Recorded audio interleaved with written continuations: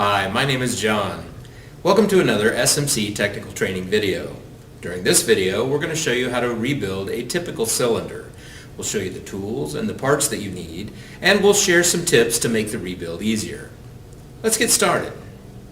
We chose to use our round body CG1 as our example cylinder. The techniques presented here will apply to most rebuildable cylinders. The catalog can help you with various options. To rebuild any cylinder, get the operation manual so you can do the rebuild safely and properly. For most of our actuators, there is an SMC maintenance parts list on the web. It has part ordering info for the rebuild kits. These are the part numbers for our rebuild. Make sure you have the right replacement parts for your cylinder. These are the tools needed for the rebuild. Before you begin the rebuild, make sure that you understand the SMC safety instructions in the operation manual and follow local safety procedures and regulations. The first step is to place a mark across the rod end and the body to help ensure that when you put the cylinder back together, it is aligned. If you have auto switches on the cylinder, mark their position before you remove them. This will save time during reassembly. The CG1 has a rod end cap threaded onto the body.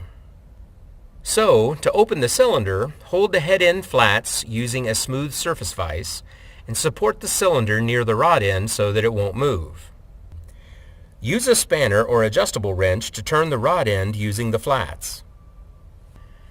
First, do a general inspection of the parts. On the body, are there scratches, dings, discoloration, etc.? Is there a light and even sheen of lubrication on the inside of the body? Is the rod bent, or is the thread damaged? Next, check the seals. Is there uneven wear, swelling, drying, cracking, flattening, etc.? If there are any issues, then you need to do more than just rebuild the cylinder.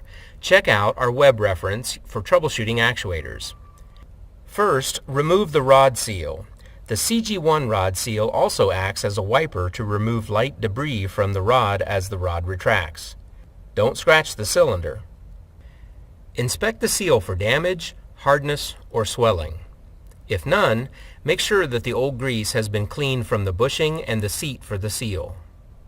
Next, remove the body seal. Also, check it for the same type of damage. Then, remove the piston seal. Check it for damage as well. Next, remove the wear ring that keeps the piston centered in the body. Notice that the wear ring has a split in it. That's normal. Wipe clean the surfaces and the seats where the seals need to go. Make sure that the old grease has been cleaned from inside of the body.